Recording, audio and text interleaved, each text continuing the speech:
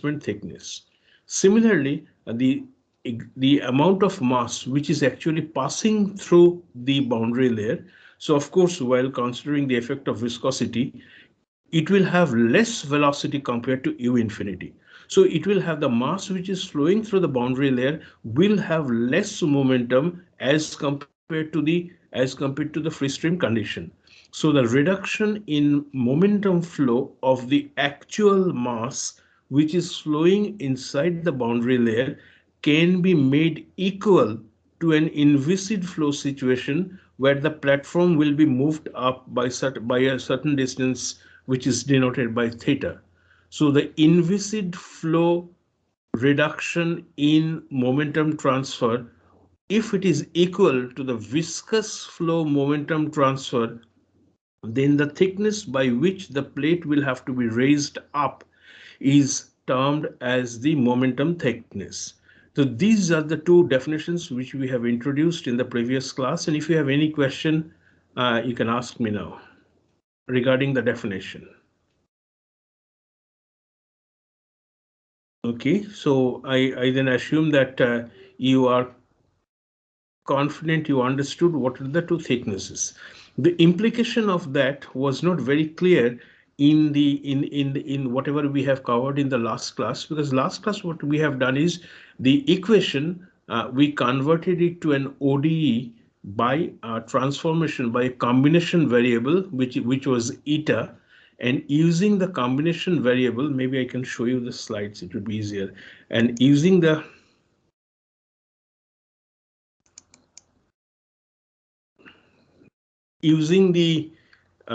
governing equation with the boundary layer approximations, the boundary conditions, these are straightforward. With these boundary conditions, these are the definitions of momentum and displacement thickness. So the Brescia's solution, we defined a new combination variable which is defined from an order of magnitude analysis as eta equals y times root over u by nu x, where this is the kinematic viscosity. So once the Vx and del Vx del x, Vy del Vx del y, and this term, they were evaluated and put back into the equation, what we obtained is an ordinary differential equation with the boundary conditions that no slip at eta equals 0, that means on the plate itself, and at when eta tends to infinity, mathematically speaking, when we are at a very large distance from the plate, the velocity would be equal to u. With these conditions and the ODE, we went ahead to solve it numerically, and the Haworth's numerical solution by Haworth gave us a table in which eta, the dimensionless stream function f prime, which by definition we know is to be equal to u by u infinity, and f double prime were calculated and tabulated. And what we could see is that for a value of eta equals 5, then the value of f prime reaches 0.99. So if you take the traditional definition of the boundary layer thickness into consideration, so this is the point where we can say that it's the edge of the boundary layer. So for a value of eta equals 5, we can say that we have reached the edge of the boundary layer. So this in this equation, in this definition, eta would be equal to 5, y would be equal to delta, and we have a velocity scale, the two physical properties, namely the viscosity and the density, and a length scale, which is x, which is the distance, axial distance in the direction of flow over the flat plate. So of course, these are nothing but the definition, some sort of a definition of Reynolds number, and we did obtain delta as a decreasing function of Reynolds number, as a function of Reynolds number. So with an increasing function of x, so to say, and we also mentioned that the boundary layer profile would remain laminar up to a certain extent, and beyond that it's going to grow, it's going to become turbulent, it's going to grow at a faster rate, and the transition Reynolds number has been put to some extent arbitrarily. It's essentially an average over a large number of experiments, which is 10 to the 5 into 10 to the power 5. So with this, one can also evaluate what is tau w, and tau w definition essentially is going to be, if you substitute it, it's going to be at eta equals 0. What's the value of the f double prime? And going back to the table, we know that f double prime has a value equal to 0.332 for eta equals 0. So we have a compact expression for the wall shear stress. And the wall shear stress, this is the expression for wall shear stress. It's from engineering standpoint, it's more convenient to work with a friction coefficient, which is defined as the wall shear stress divided by the dynamic pressure. So this is half rho u squared. This essentially is u infinity. So this is 0.664 by root over Rex. One thing to note here is that CF is still a function of X. So that means with varying position, axial position, the value of friction coefficient would be different. Now, in order to make sure that we have a constant value of friction coefficient, we introduce the concept of CD. So once we do that, the concept of CD has come when we integrated this CF, average this CF over the entire length, and we have a slightly different expression for CD. If we do the math, then you could simply see that this will become 1.332 times root over REL, where L is the length of the plate over which the flow takes place, and the average value of the shear stress one can evaluate in this form. And then we have solved two problems in this, and I have already uploaded this part in Moodle for you to study. So we come to the point of now. Is there any question up to this point? Okay. So we did find a solution for the growth of the boundary layer, for the friction coefficient, and for the drag coefficient CF, which is a function of X, and CD. But we did see the difficulties that we have faced. First of all, it is valid, the analysis which we have discussed in the last class is valid only for flow over a flat plate. If it's a laminar flow, if it's any laminar flow. So what happens if it's on a curved plate? What happens if the flow is not laminar but will transform to turbulent flow after a certain distance? And the velocity inside the boundary layer for the case of turbulent flow is extremely difficult to evaluate. So we need to have a generalized solution, and we are ready to accept some sort of approximation, some sort of errors, as long as it is within certain limit, so that in engineering calculations we could directly apply a standard relation in order to obtain the shear stress coefficient and the drag coefficients for flows which are not limited to zero pressure gradient flow, which are not limited to flow over a flat plate, and also not limited to laminar flow conditions. And we would probably be in application, from application point of view, we would probably be not much interested in how delta varies with X, or what is going to be the velocity profile, what is going to be the velocity at any point between 0 to delta. But in an overall sense, what is going to be the effect of the interaction between the flowing fluid, and the stationary solid, as far as the drag coefficient and the shear stress coefficient is concerned. So a differential approach, though it's going to give us very accurate value, even for a severely restricted condition, may not be sufficient, and we have to switch from from a differential analysis of motion to an integral analysis of motion. We realize that it is going to be approximate, but we also realize that it would be easy, rather you will see towards the end of this class that it would be easier to use such a formulation, and whatever inaccuracies, whatever approximations that we have made is within the acceptable limit. So that is the reason why we will be shifting from the differential analysis, which is accurate, to an integral analysis, which is approximate but would give us useful results.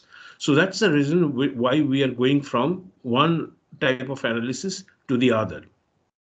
So I guess you appreciate the difficulties that we have faced and why we are going from one to the other. Now, so the rest of the class on boundary layers, we will concentrate on integral analysis and see the beauty of integral analysis and also the limitations that it poses. So the first thing is which we have you have studied in fluid mechanics. So we will go with the macroscopic balance. You know that this must be familiar to you now because I have taught you this. The dNdt is the total rate of change of any arbitrary extensive property of the system, and this is essentially the inflow of the influx, or rather the efflux, the net result of inflow and outflow of the correspond or of the intensive property, change in intensive property, that's the time variation of intensive property inside the control volume, and through the control surfaces, the how much of extensive property either comes into the control volume or goes out of the control volume. So this we have discussed before, and we know that at steady state the first term on the right hand side would be equal to 0, and in the situation where the system and the control volume coincide, so we'll have this expression, and then we will use this for our analysis of the growth of boundary layers. So if we write, this is just to recap what you have studied in fluid mechanics. If the extensive property n is equal to the mass, then corresponding intensive properties are always extensive property per unit mass.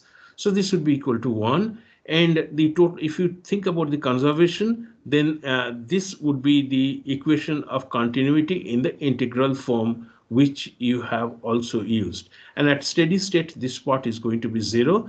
And what you then have is rho times rho. If we take it to be incompressible, v dot dA would be equal to 0. And the form of this which you are more familiar with is v1a1 plus v2a2 plus vnan would be equal to 0. And we will use the convention that when the flow is in, it is going to be negative. When the flow is out of the control volume, it's taken to be positive. And when I say flow, it not only refers to the mass flow, it is also applicable to momentum flow. So anything in is negative, anything out is going to be positive. So that's the continuity equation which we have obtained.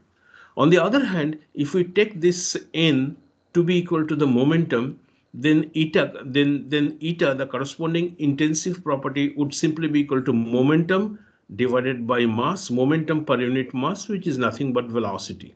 So with this understanding, this becomes the expression for the momentum equation, which is equivalent to Navier-Stokes equation, and the force is the force acting on the control volume. That's very important. This is the force on the control volume, and the force could be of two types. One could be a surface force, for example, pressure.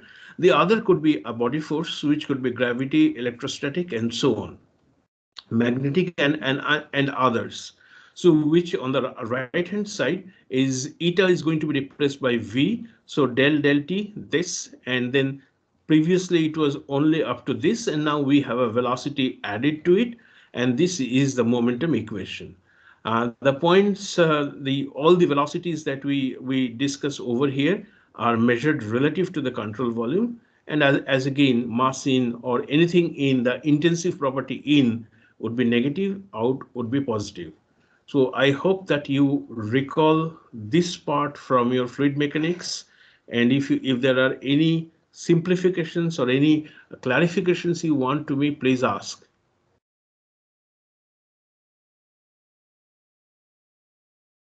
Okay, so I then assume that it has come back. The entire discussion is I mean, has brought back memories of fluid mechanics and how do we use the integral equation. And now we would like to use this concept of integral equations, the mass and the momentum for the case of boundary layers as well.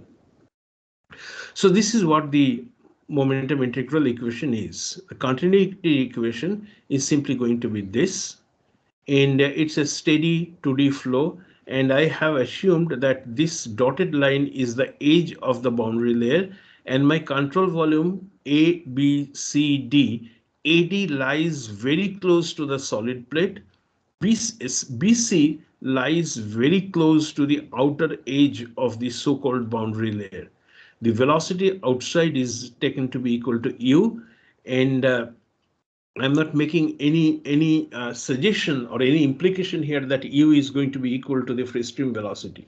This u could very well be a function of x if it's not on a flat plate. So through AB, mass comes in. Through CD, some mass goes out, and through BC, whether mass would come in or would it leave? What is your idea? Through the surface BC, which lies very close to the edge of the boundary layer, should yes, please.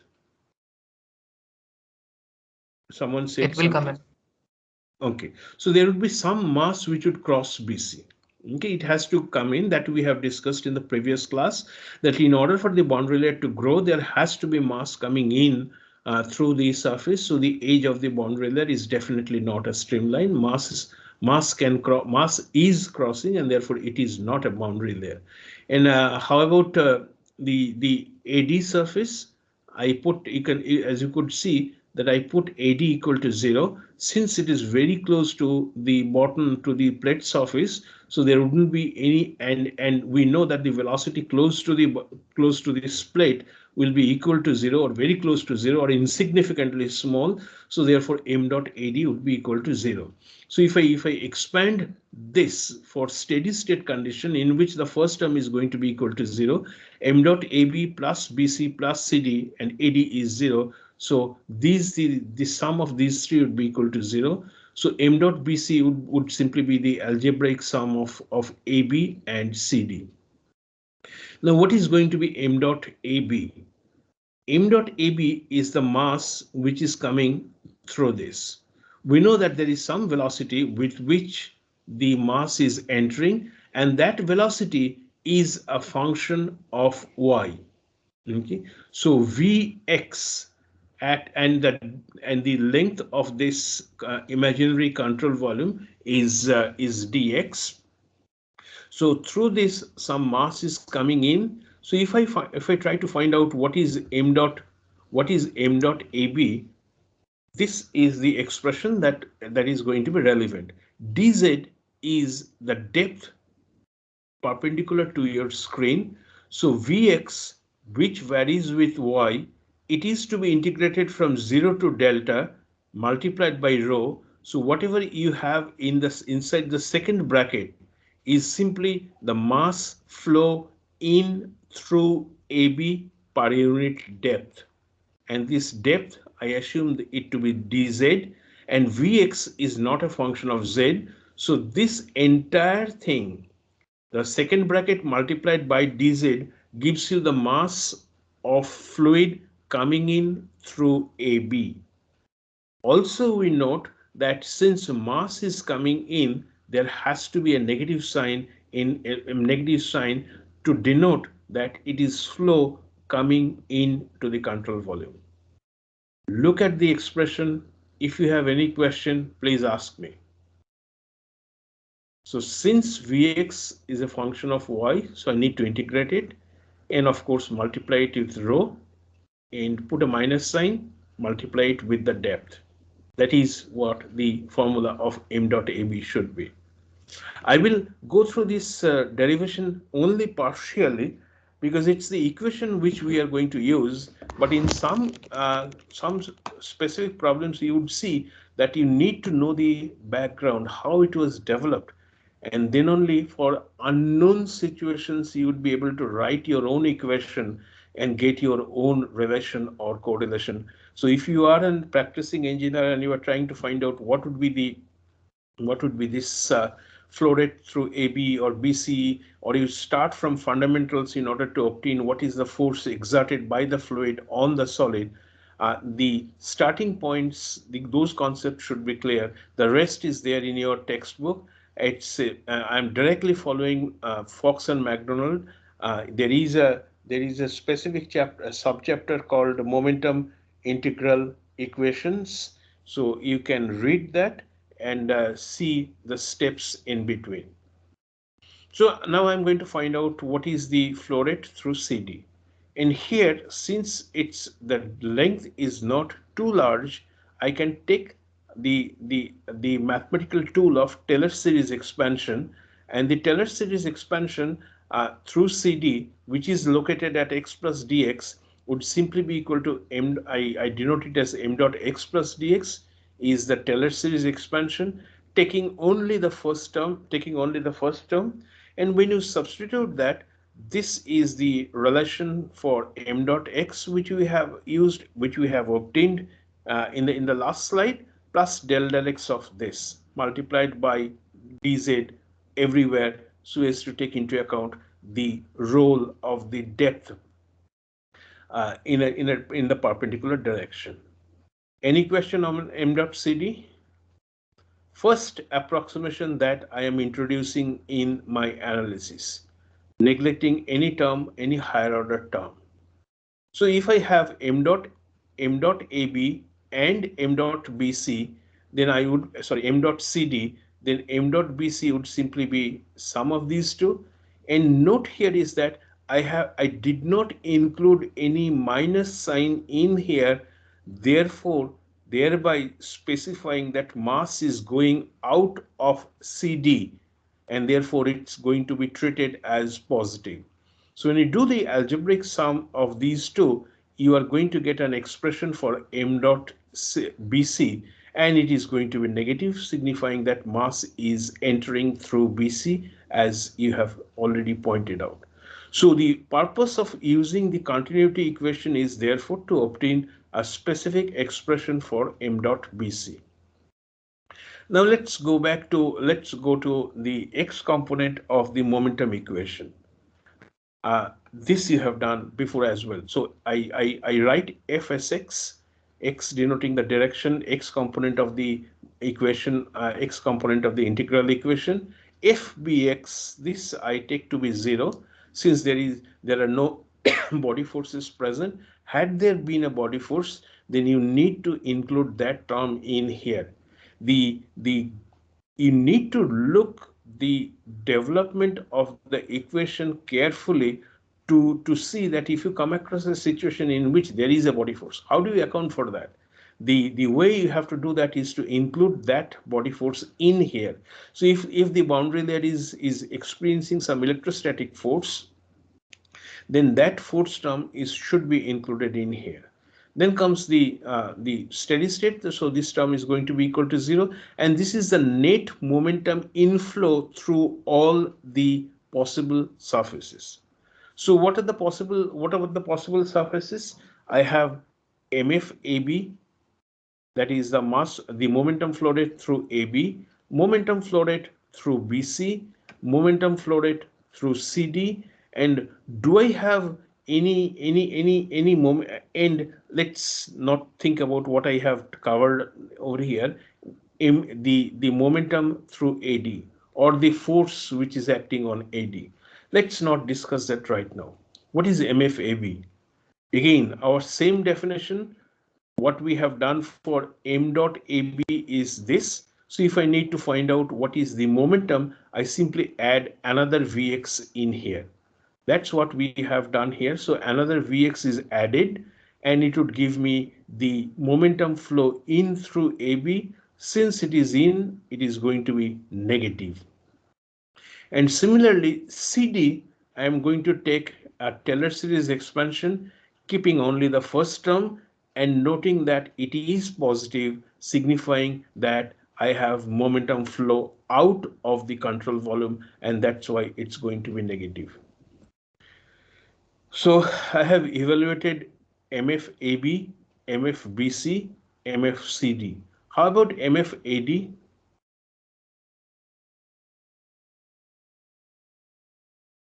Do I have any momentum flow through AD?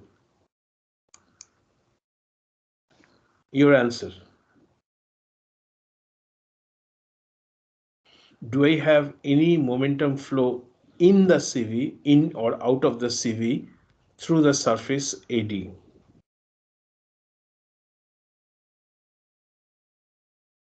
Agreed. MFAD has to be equal to 0 since Vx is 0 at on the plate. So if you do not have any component of Vx, so therefore your m dot or rather momentum flow through CD would be equal to 0. So my equation then becomes Fsx equals MFAB, MFBC, MFCD. I have evaluated AB and CD. What is left is what is the mass flow rate through, what is the momentum flow rate through BC? Questions?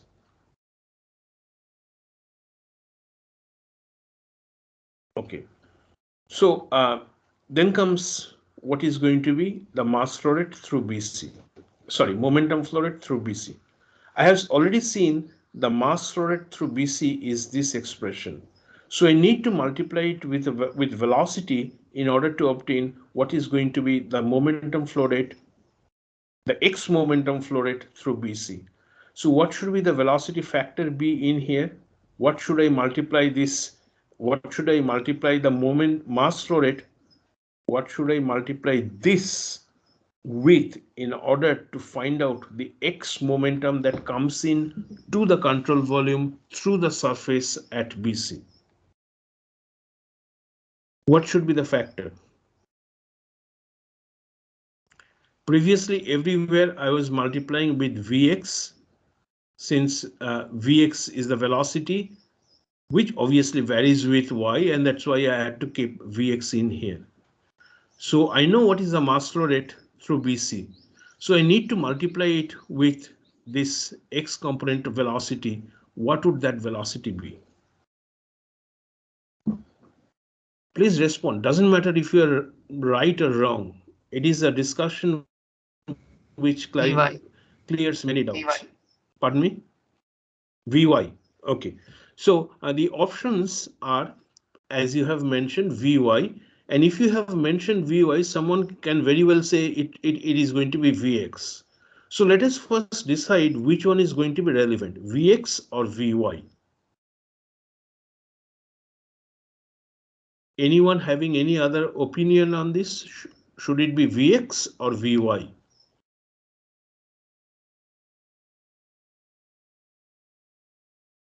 Which equation am I writing? I am writing x component of the momentum equation. So if I am writing x component of the momentum equation, and if I know what is the mass flow through BC, that mass flow through BC, should it be multiplied with Vx or with Vy in order to obtain the x component of momentum being added to the control volume? Is my question clear? If you want, I can repeat my question once again.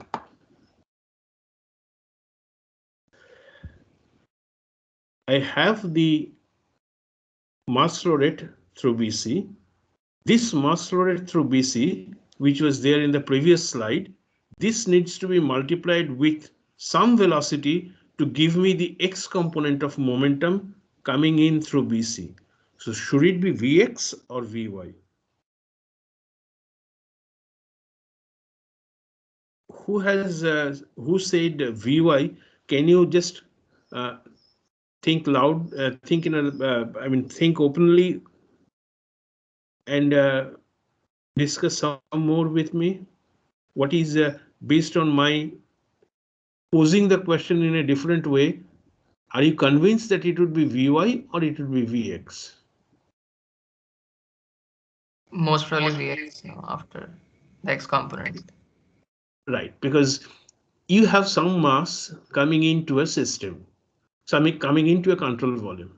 That mass has an x component of velocity and has an y component of velocity. So if I am trying to figure out what is the contribution to the x momentum, I should always multiply that mass with the x component velocity of the mass, not the y component. So the corresponding MFBC can be obtained by multiplying m dot bc with the x component of velocity that is predominant at or near BC. What is Vy at or near BC? I go back to this. What is the x component of velocity near BC? U. U. So of course, therefore, this has to be equal to U. You understand why I am putting U in here? What and it has to be it should be Vx, and Vx is roughly equal to U and at the edge of the boundary layer. So when you put that, you get what is the what is the momentum that comes in through BC, and what you have inside the second bracket is nothing but the expression for the mass flow rate that we have obtained for surface near BC. So therefore, this becomes the total thing, and the one that is still remaining is I have to figure out Fsx. Now, what are the components of surface force? You tell me. We know that body force is due to gravity or something like that. What are the reasons? What are the reasons why we have surface forces? What are surface forces? Or rather, name the surface forces that comes to your mind. Viscous forces. Viscous force, fine. Any other surface force that you can think of? I completely agree with you. It has to be viscous force. Any other surface force that is relevant here or anywhere? Some force which acts only on the surface. So which force comes to your mind? Surface tension. Surface tension is valid for when we have two interfaces, two liquids. Okay, so surface tension, if we have a liquid in contact with it, but it is just a pure fluid, so surface tension is not relevant. Which surface force drives fluid in the most common applications? Pressure. I mean, Pressure. force due to So pressure. absolutely, it is force due to pressure. So you have identified that there are two surface forces which are relevant here. One is pressure, the other is viscous forces. Okay. Someone said surface tension. I have given a partially correct answer. Surface tension could be important, but the role of surface tension, the surface tension force, since it depends on the surface tension becomes important as the size of the system becomes smaller. So as the length scale becomes smaller, the surface forces become important. But as the length scale is large, the surface tension force will have a lesser role to play. We will discuss that in some other course where the entire fluid mechanics is governed by surface tension forces rather than the pressure or the other types of forces. But just suffice to say here is that surface tension is not truly relevant for single phase flow in normal engineering systems that we encounter. All right, let's talk about the pressure forces first. Which surfaces are going to be subjected to a pressure force for the ABCD control volume that I have drawn over here? Is it AB, BC, CD, or AD? When we talk about pressure, I mean, it is AD, obvious. CD. It is obvious that it is going to be AB, and it is also obvious that it is going to be CD. But do we need to consider BC or AD? The difference between AD and BC is that AD is flat surface parallel to x-axis, whereas BC is a curved, could be a curved surface which lies at the top. So first decide about AD. Can there be a component of pressure which is going to provide X momentum to this control volume? The force due to pressure is going to act in this direction, in the vertically up direction. So in this direction for the AD surface. So of course it will not have any component of this. But what is going to happen to BC, which is a curved surface? That we have to consider, and we will do that slowly. So surface force in the X direction is going to act on AB. It is going to act on CD, and CD I am going to mark it as in two sections. If it is delta over here at X equals whatever 0, and at X equals delta X, it's going to be delta plus D delta, a small increment in delta which is there due to the curved nature of BC. So if we talk about AB, what is going to be the force on AB?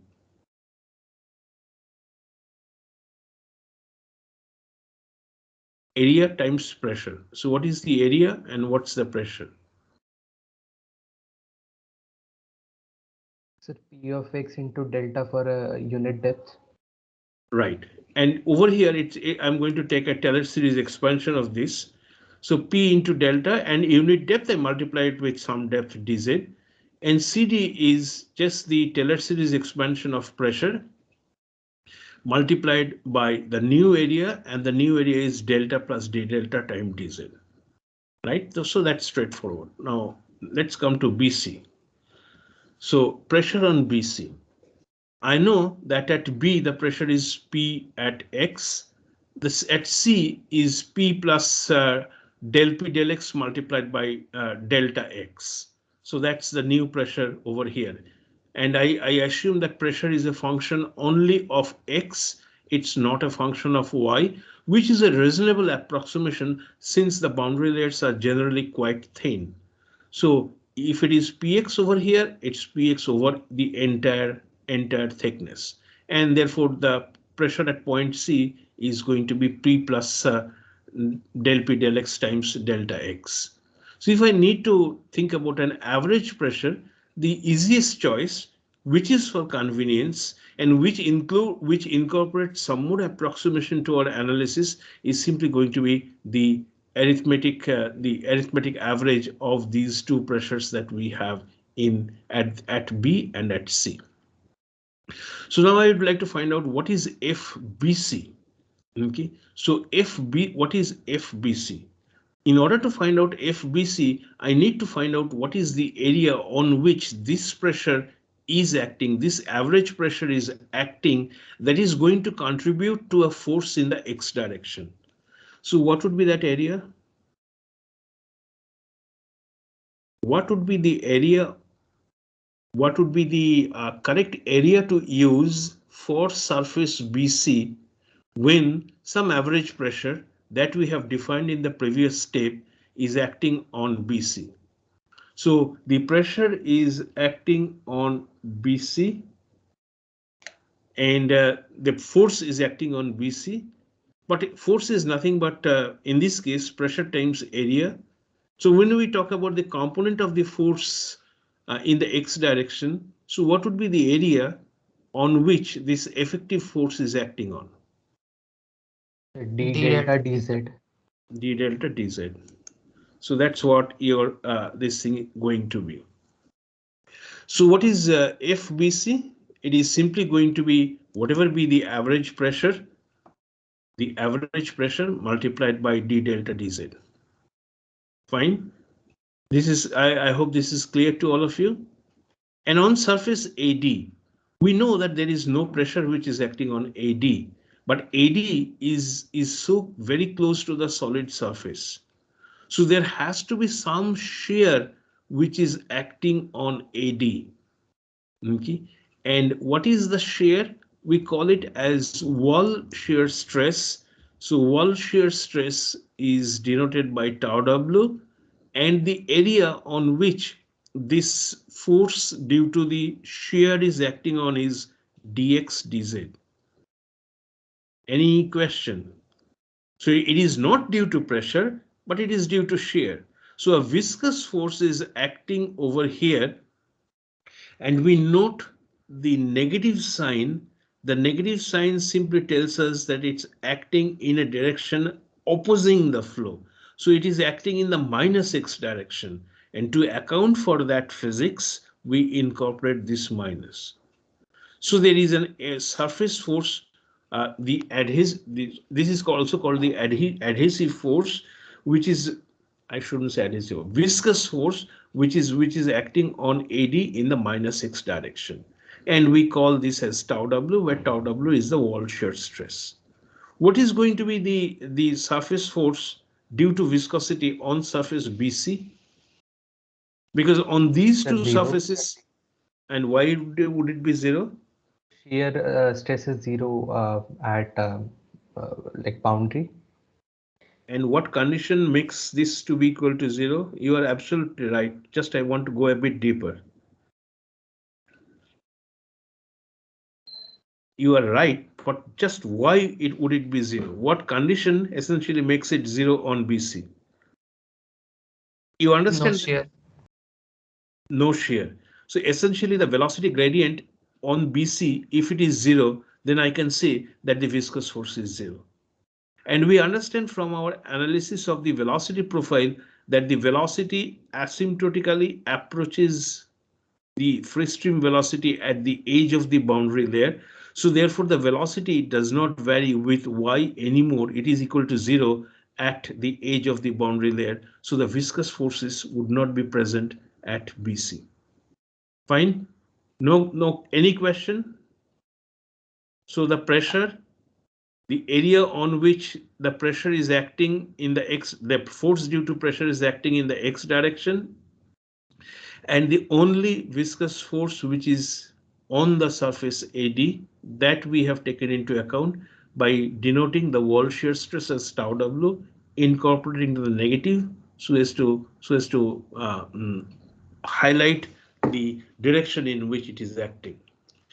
After this, all these are then substituted into this equation. Okay, all these are substituted in this equation. There are a number of algebraic jugglery, rearrangement of terms, but no new concepts are involved.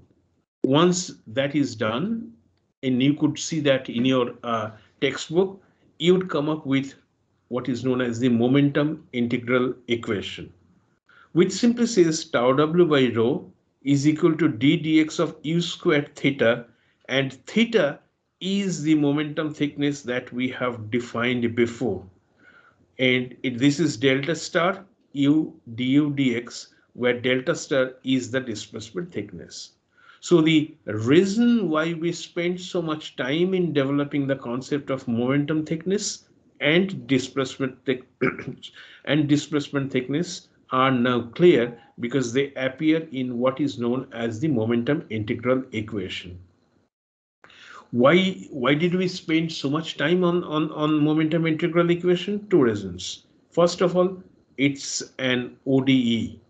Okay, here what you see is an ordinary differential equation which can simply be evaluated in order to obtain an expression for tau W, which as an engineer you would like to find out. The second thing is, in our entire analysis, we did not mention anywhere that this is for laminar flow or this is for turbulent flow. So the one that we have derived, the momentum integral equation, is for turbulent, can be used for turbulent flow and laminar flow. It can be used for turbulent flow provided we can supply an expression for tau W in terms of velocity gradients for the case of turbulent flow. We know how to handle that in laminar flow, because if it's a laminar one, then tau W would simply be mu times velocity gradient, okay, at y equal to 0. But if it is turbulent flow situation, we do not know how to handle, how to hand out, or how to use the expression of tau w yet. That we will discuss further. But in any situation, it is customary, or it is important that we note what are the approximations that we have used. First of all, we have used steady flow. Okay, that's why we did get rid of the time dependent term. It is incompressible flow, so the rho was taken out of the integration sign. It is a two-dimensional flow inside the boundary layer, and we have also assumed that there are no body forces in this system. So those are the four conditions, four approximations, or rather four special cases under which the momentum integral equation is valid. So this equation currently looks slightly awkward, difficult to use, but I will show you, if not in this class, but in next class, that it is an extremely handy and efficient way to deal with, to analyze boundary layers. And all of you, like what you have done for Navier-Stokes equation, you will appreciate the utility of this equation when we apply it to specific problems. Uh, mm,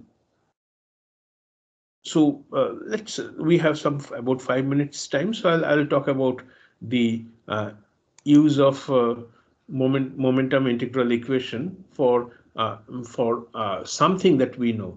Whenever you propose something, um, in any physical situation, you always have to prove that you will always have to standardize it against some solution which are already known to you.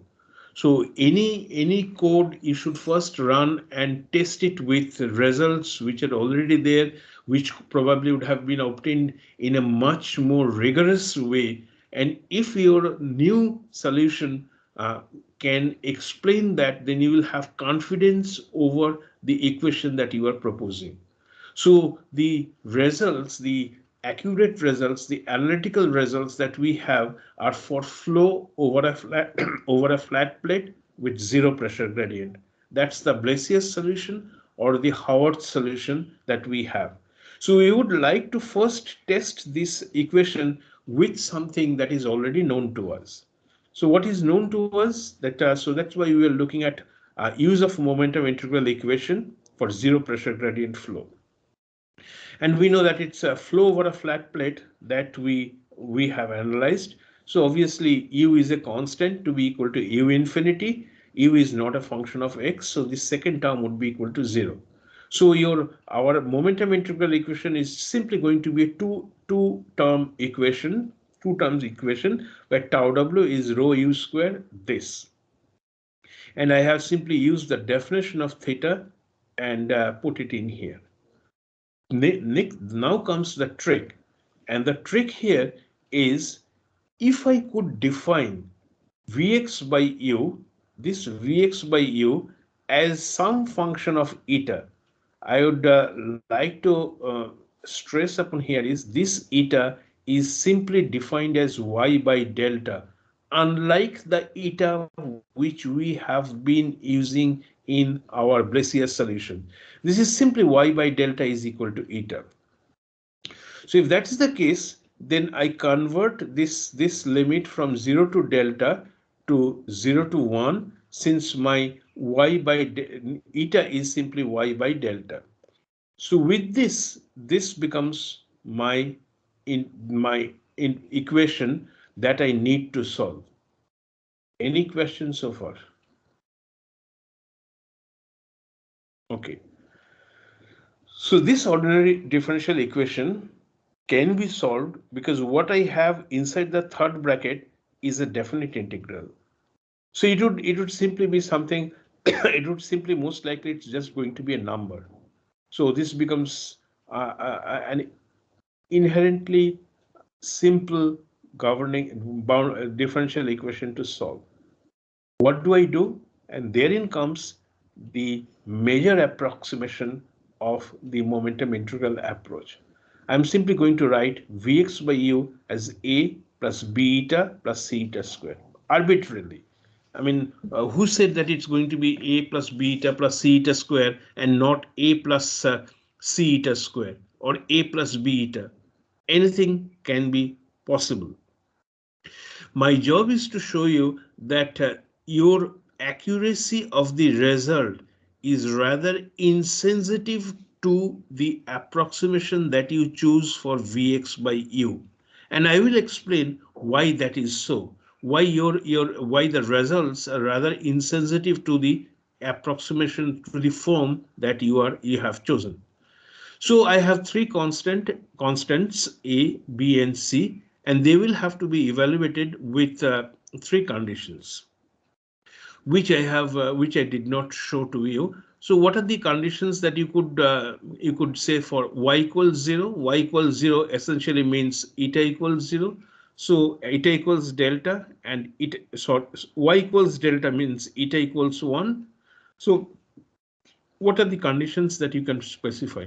I need the answer from you. At y equals 0, that means at eta equals 0, what can you say? Sir, Vx by u equal to 0. Vx by u is going to be equal to 0, no slip condition. At y equals delta, that means eta equals 1. What condition would you specify? Vx by u equal to 1. Fine. So the velocity approaches the free stream velocity. And again, at eta, third condition, at eta equals 1, any other condition that comes to your mind? Which talks about the nature of the velocity profile. dvx dy will be equal 0.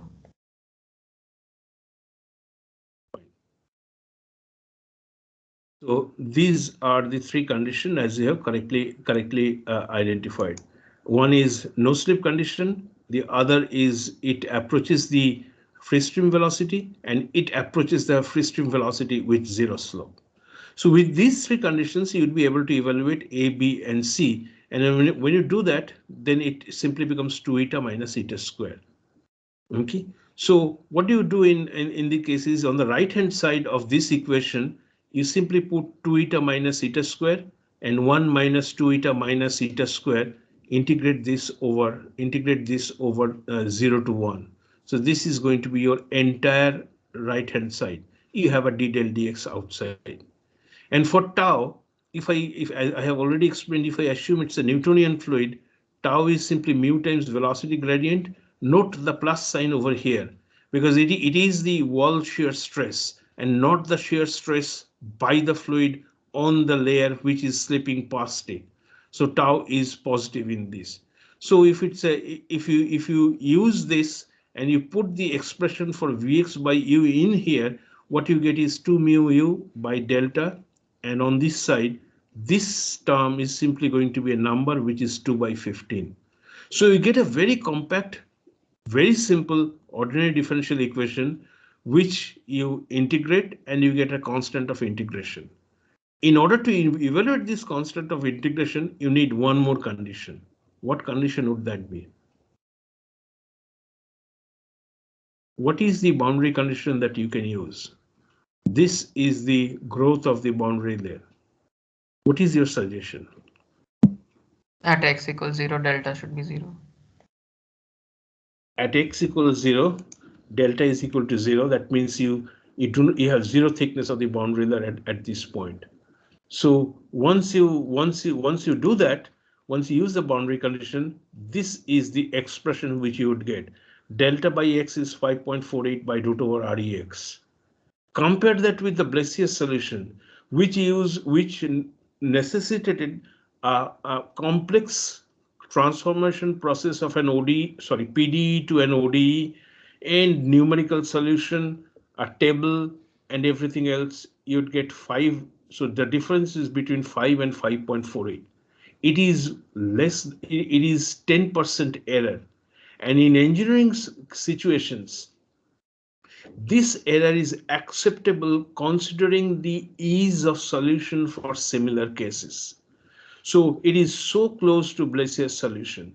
And similarly, when you evaluate CF, the friction coefficient, the quantity with which we are more interested in, you get 0.73, whereas in the Blasius solution from over here, you got 0.66. So the difference is between 0.66 and 0.73. Again, sufficiently or amazingly close that we would rather use this approach, the blue approach, over the red approach, and therein lies the utility and beauty of momentum integral equation. Now we have established that our momentum integral equation provides results which are very close to the numerical result that was obtained with so much of difficulty and competition intensive process. Then comes the question is why it is so useful, why it is so close to these two values are so close. The trick lies in this when you define it as a plus beta plus theta square. If this is correct or this is close to correct, then the results will be more accurate. Now, whether you define it as a plus beta plus theta square or a plus theta square, it would not matter much because you are applying this equation between 2 points which are very close to each other, since the thickness of the boundary layer is so small. Not only that, you are correctly explaining the physics of the problem as no slip, same velocity as the velocity outside the boundary layer, and about the nature of the profile. All these boundary conditions you are using to solve for this. So if you are fixing the nature of the assumed profile at the beginning and at the end, and no matter what happens in between, you are not concerned with that. If your two conditions at the top and the bottom of the thin boundary layer are accurate, then you will introduce very little error by simply making this assumption, by simply using an assumed velocity profile, as long as your physics is correct and as long as you are doing it for a small value of eta, which is the case for a boundary layer. So that is the reason why momentum integral equation is so successful in explaining the most important one is the CF, and to some extent the growth of the boundary layer in here. So is there any question so far? So on Friday's class, then we will start solving a few problems on this type of use of momentum integral equation, and then we will study about how to use this for turbulent and more complex flows to get engineering solutions. So that's all for today. If you have any question, please let me know. If you are, for whatever reason, if you are hesitant in asking questions in the class, you can always email it to me and I will discuss it in the next class as well. Okay, I will end here today. Thank you.